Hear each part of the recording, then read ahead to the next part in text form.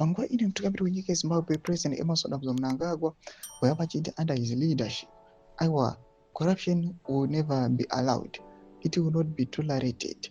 Panguva ine parikuonekwa kunzi people they are questioning some individuals vanoonekwa kunzi vanhu vanotautawo they are even the vice president VP Kosandino Chiwenga. Wanoona pama speeches avo anenge vachiataka the same people zvikananda vanenge vachinzi they are abusing the office of the president, vachiita zvavari kuita. Sana mashoko buda panguva ino chitaura ndoti vasubscribe or like on the bell icon.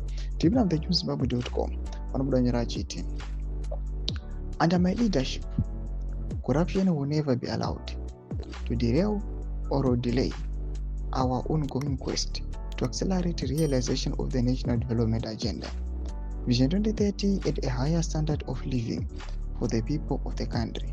Working together in unity and the love of our motherland, a corruption-free Zimbabwe is possible.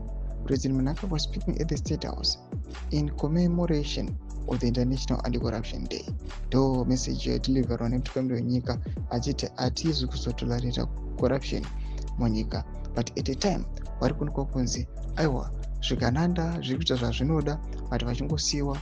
Recently on Sunday takanzwa co-option yatongwarara into the Central Committee panguva ino, but according kune mutemo chacho the ruling party ZANU-PF zvinoonekwa kunzi haisi nzira yakafanira yakapinda nayo, but zvinhu zvirikungoramba zvingosiyiwa zvichingonzi ngazviende zvakadaro. Mashoko ari kuda panguva ine ari kuonekwa kunzi vanhu they've now